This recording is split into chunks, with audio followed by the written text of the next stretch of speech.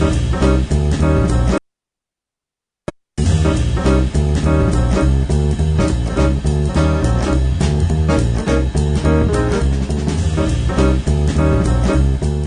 I'm Andy Black and I will be playing a session of 10-20 Omaha pot limit with a $3 ante, and it's a 6 max table. So I did already see a few hands here, and there's definitely a bit of value here. I've played against Southside quite a lot before, who's a very good player, but Isenthaler already looks a bit dodgy. There's something going on there. So the first thing you do whenever you're sitting down at a table, well, really probably what you should have done was you know, watch the table for a while, but we're all a bit impulsive for that. So at least to try and get some sense of how people play. So I've definitely broken that rule to start with. Even a few hands, you know, you might watch a few hands before you actually get dealt in. That can be kind of handy. To start with, in Omaha, as in all other games, you're thinking of the three main rules, which are the players you're playing against, the position at the table, and what cards you have. In Omaha, this is particularly important. The first mistake that people make in Omaha is they tend to view it like hold'em. So in Omaha, you've actually got 6 two-card hands. So what people often do is they'll get dealt like king, queen, 7, 6, and think, hey, you know, I've got 2 great hands. You know, I've got king, queen, I've got 7, 6. But actually, you've got the king, queen, and the 7, 6, but you've also got the king, 7, the king, 6, and the queen, 6, and the queen, 7. So 4 of your hands are for you know. That's a good thing to remember. In Omaha, it's a lot about coordinated hands. So yeah, just watching this game for even a few minutes, you get a sense it's pretty aggressive. The ante sort of encourages people to play a bit more. So yeah, it's a pretty aggressive game, you know. I mean, it remains to be seen how good the players are, but it certainly seems pretty aggressive. So first hand, I have a big blind. It's an average hand. I wouldn't call a raise with it. And I think Jagnut just lost a $6 grand pot, so he was almost 100% going to raise. But again, I don't like playing hands off the blinds very much in Omaha. I mean, if you're short-handed, you obviously have to do it quite a bit. But just to start with a hand like that, Jack 10, 7, 5. Even with that hand, I sort of hit a pair and I hit a bit bad flush draw. So it's kind of, you know, if you keep coming back to that in Omaha, if you hit sort of bad average hands, you know, you may hit runs where you kind of win, but you'll have terrible swings. Now, nobody's raised here, so you've got to figure no one's got a pair of kings. It's an aggressive game. I've got 3 4s. Get 1 caller. 3 is a great card. There is no, you know, no higher straight card has come. So I win that pot. Again, even if, you know, if I have been called there's a lot of cards I'm really worried about, and I'm out of position. So position is so key in Omaha. But when you're playing short-handed, you've got to give it up quite a bit because you can't sort of sit out. Now this is a very good hand on the button. I have a bit of a habit of not making full raises because no hand in Omaha, no starting hand in Omaha is brilliant until you've seen the flop. Even more so again than in Hold'em. Now a lot of people would bet that. I might bet that some of the time, but I've really only got top pair. I'm just going to play a small pot with this hand. If I hit 2 pair, I was going to say if I hit 2 pair, I probably will win this. And I put out a half pot bet, as if I'm trying to bluff it. And I might win. Yes, I win again. So again, I mean, hands, you know, if you go back to the whole idea of 6 cards in your hand, you've got Jack 10, 6, 4. I mean, I've really only got 1 good hand. I've got the Jack 10. I mean, the other 5 hands are kind of rubbish. Now, as it turns out, I flopped 3 6s here. I make a house of 6s.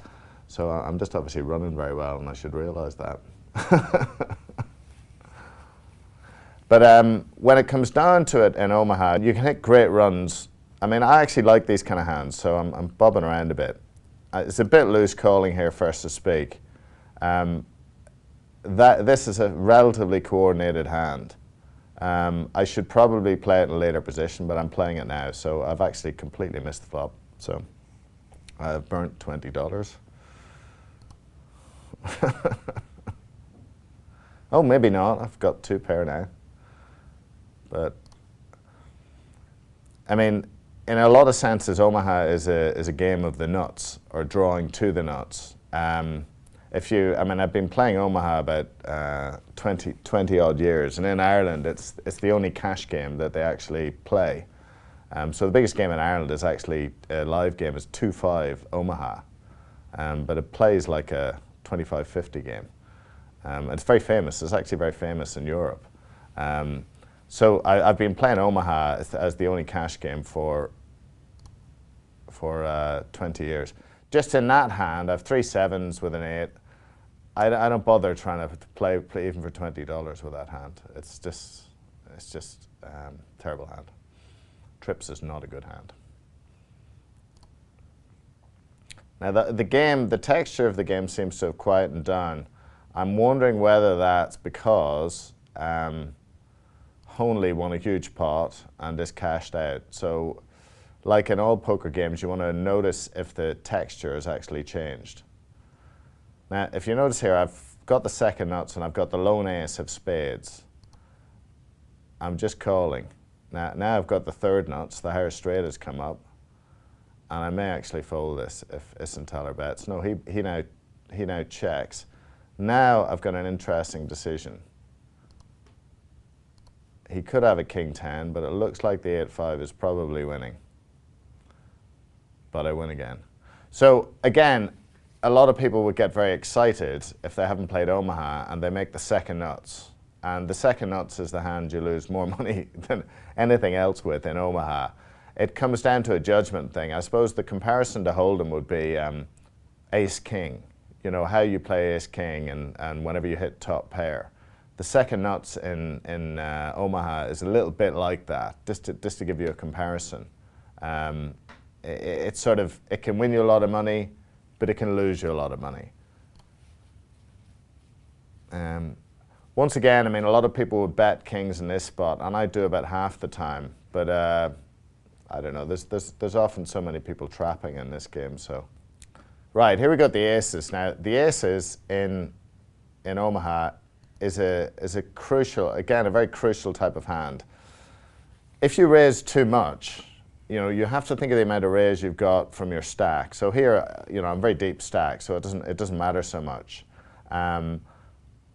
But you miss so many flops. So here we've got a hand where I've got a pair of aces, but I don't really know where I'm at. So again, I could bet that to try and pick it up, but pretty much 3/4 of the deck is bad for me. You know, any card from a 2 up to a 10 makes a straight or a heart, none of which I've got. So if you add that up, you know, I mean, that's like 3/4 of the deck is sort of horrible for me. The only card that's actually good for me is the aces. More people will lose more money on the aces in Omaha than any other hand. I actually did an article for it about the aces. I called them the poisoned aces in full tilt. Unless you can get sort of over half your stack in with the aces, sort of over $2,000, you don't really want to be doing that. Because you're so confused whenever the vast majority of flops come up. So in a sense, sometimes you're better just playing aces like a normal hand and not necessarily re-raising with them, and there's a kind of disguise element to it. The thing you really don't want to do is get about 25–30% of your stack in. That's the kind of worst situation, because you find yourself having too many difficult decisions. Now, again, if you do decide to play the aces sort of more aggressively with your stack, you'll find yourself having huge swings, and you just won't know where you're at a lot of the time. Here I've got nothing, so I'm folding. So the aces are a very, very powerful hand if you can get your money in sort of most of your money in pre-flop.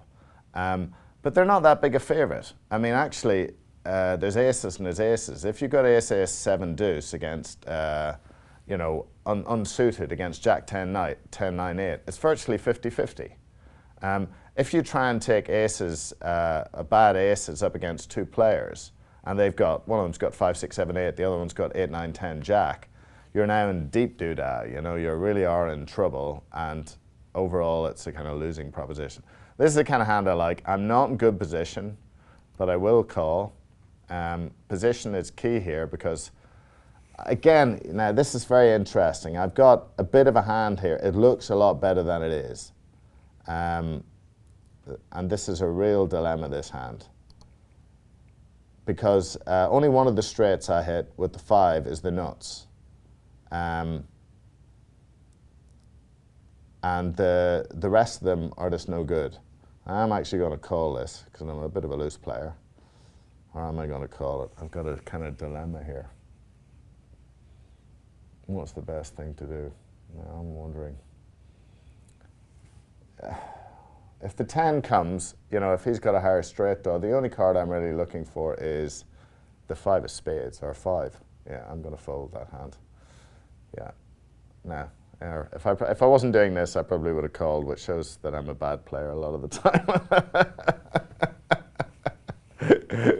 So I suppose this is a training thing, you know. So I'll try and play my best, and get rid of the gambler in me. Maybe that's one of the great things in Omaha. You have to kind of watch the gambler in you, because it's a real game of smoke and mirrors. There's a lot of friends of mine who've been playing Omaha for a long time. And they'll go on runs for a really good period. But it's like it can turn horribly wrong for a long time because you're dealing with an awful lot of 55-45, 60-40 shots. They're very, very close. Whereas in Hold'em, you can find yourself in really good situations. This is probably a bit of a loose call. Again, the hand looks a little bit more deceptive than it actually is. Me calling would depend on the number of players in. I'm going to call this. It's a loose call. Now, I've got myself in a bit of trouble here. I've got bottom 2 pair. Now, normally I bet this out. Yeah. Now, I'm just double raising him.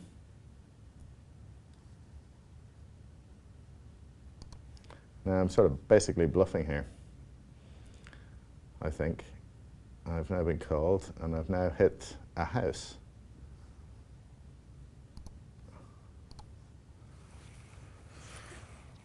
I've hit a house. I thought the guy had aces. I think he had aces, and I think he had a flush draw. Maybe I'm wrong. So I actually felt the 7-5 was ahead on 4th Street, and I felt the 2 pair was ahead on 4th Street. I haven't bet the full pot because I actually think that he might have aces, and there's a straight and a house up there. So I don't think he's going to call the full pot with the aces. I think he was trying to hit the flush. So did I get lucky there? Did I not? We'll never know. Again, you'll get a lot of situations like that in Omaha where you're in marginal situations. I mean, that one is particularly common, where you actually play with a sort of fairly junky hand and you hit bottom 2 pair. And it's really down to your read of whether the player does have an overpair or he only bets top set. Now in Honley's situation, my read, minimal as it was so far, was he was a guy who was not playing that tight.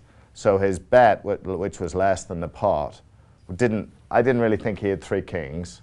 I think he was just making a kind of standard continuation bet. So I really felt that the 7s and 5s were actually ahead. When I made it 400, so I just doubled it, you know, he didn't re-raise me. So now the idea of him having actually 3 kings went completely out the window. So I felt pretty confident with my 7s and 5s. You know, a lot of it's down to judgment. And maybe the good dividing line to use is have a basic sense in your notes when you come across players. Are they very tight? Are they very loose? Yeah. What exactly are they capable of doing? Yeah. And then go from there. So I had the notes of about 7 hands unholy, and I decided he was very, he was pretty loose, you know. So it's not too bad. We're ahead $1,700 in a few minutes. Again, this is a bit of a loose call. I don't know this player, and I have missed the flop completely, and I'm going to give it up unless he checks and the spade comes on 4 straight.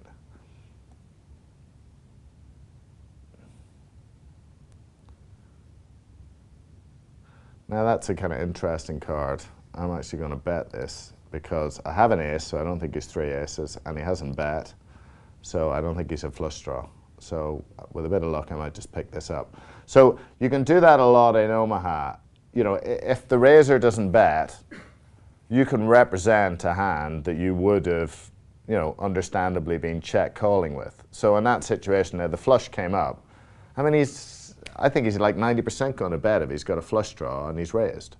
So he doesn't. So now the flush comes up, and I bet it, and it's an easy pickup, yeah. So I wasn't betting it because I had a pair of aces. I was actually betting it because I didn't think he was going to call. And again, this is not a very good hand, but it's a hand that can get you in trouble because, so I'm going to fold for the raise. You know, with those kind of hands, Jack 9, 5, 6, double suited, you can hit 2 bad flushes. You can hit a straight where you can be redrawn on. So even if you flop the nuts, somebody could have you actually dead to rights, yeah? You know, they could have a free roll on you. So it's not that you won't win sometimes with it, but in the very big pots, you'll often find that you'll lose. Small pairs in Omaha. I just threw away a small pair. That's a pair of 3s. If you've played as many hours as I have over the years, small pairs, if you're running well, you flop sets and it's fine and they win. But again, small pairs are one of the places where people lose more money than anything else. If you hit a set with your small pair, unless you're very convinced you're up against aces or something like that, you, generally speaking, can lose a lot of money on it because more often than people think, there's set against set. In Hold'em, it's a rarity. In Omaha, it's very, very common. There's set against set all of the time, yeah? So I'm not saying you shouldn't play small pairs, but on their own, they're very, very vulnerable. A bottom set in Omaha is a very vulnerable hand. If you think about it, unless, even if the board comes King 8-3, no suits, if you've got 3 3s, well, you could easily be up against 3 kings or 3 8s and find it very difficult to get away from the hand. But then, say if it comes 3 5 9 and there's a suit there, well, nearly every single card in the deck is bad for you, yeah. So it's really it's kind of horrible hand. This is an average hand, so I'm going to throw it away. People get very excited about. Oh, I've got an ace flush draw in my hand. So I had ace 6 of spades, deuce jack off suit. So I have an ace flush draw in my hand. They often get very excited about that. If you've just got an ace flush draw in Omaha, you usually need something with it. If you get all your money in with just an ace flush draw, then that's can usually often leaves you in trouble over a period of times.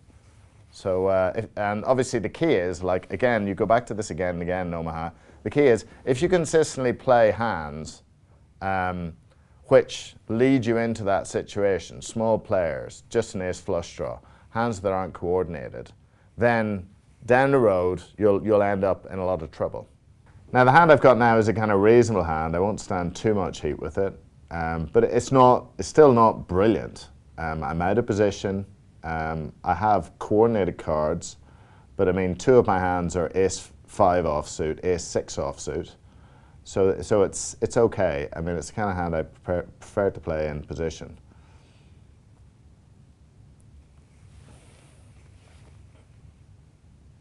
So I have to call here. I mean, I'm going to call a lot more off the small blind than I normally would because of the ante.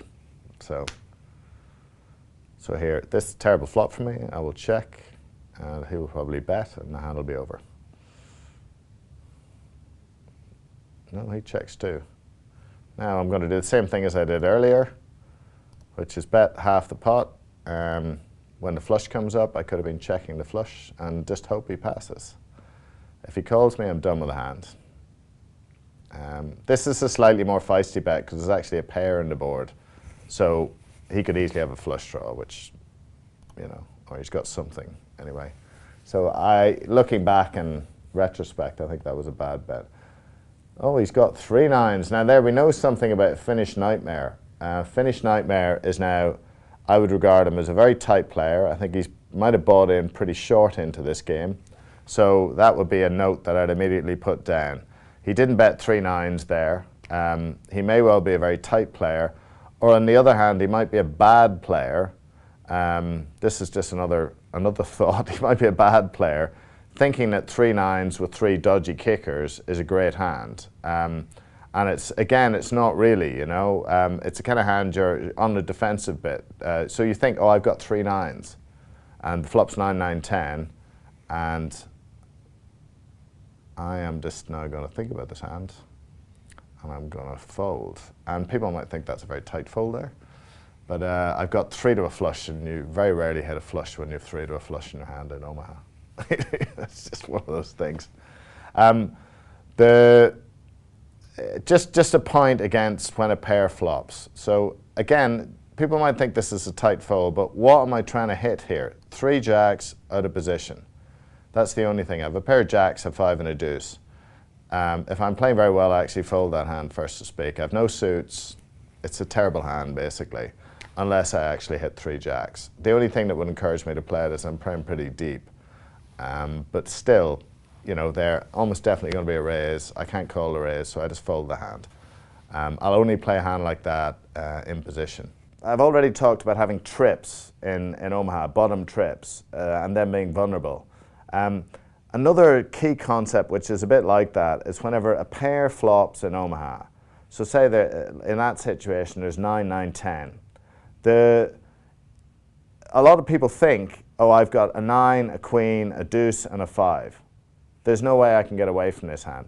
This is one of the most dangerous hands in Omaha. You know, you could be dead already against a house of 10s. Somebody is very likely to have 9 with a better kicker than you. So it's really a hand that you sort of play cautiously. So it's like you might take a stab at it, and then you might have to let it go if there's any heat. So again, if you're making the transition from Hold'em to Omaha, this comes up again and again and again. The hand values, you have to start moving from, you know, in a sense, these hands would be like, you know, 9, queen, deuce 5 in Omaha is a bit like ace 9 offsuit in Hold'em. It's a vulnerable hand, and it's a hand you can kind of lose all your money. And experienced Omaha players are looking to do that. So second nut hands, second nut straights, you know, king high flushes. These are hands that you can certainly win pots with, but they're also hands where you can lose the whole bankroll you've got on the table. So as starting out in Omaha, the way to avoid that is, first of all, to always beware second nut hands. Doesn't mean you can't win pots, but beware second nut hands against particularly tight players. And then the next thing is, how do you do that? Well, the best way of avoiding hitting second nut hands is start with good cards. Yeah, and then you actually avoid that. And then while you're learning the game particularly, you'll get a better sense. You'll be able to watch, and you'll see again and again these second nut hands sort of maybe winning small pots, but often losing big pots. But as your judgment gets better, then you may be able to pick up a sense when the second nut hand is actually the nuts, and that's for another day. Well, I hope you enjoyed watching that short session of Pot Limit Omaha. I won $1,700, I think, on a very marginal hand, which is pretty good. But please remember the sort of basic principles. You're starting with good cards, yeah, they're coordinated. Watch out for second nut hands, low trips, when you flop trips on the board with bad kickers. Omaha is a game where there can be huge losses to start with if you're playing average hands. Top Omaha players are particularly looking for guys who can't let middling hands go. And the best way of avoiding that is starting with very, very good cards in good position, which is basically the same, that same truth applies throughout all of the versions of poker.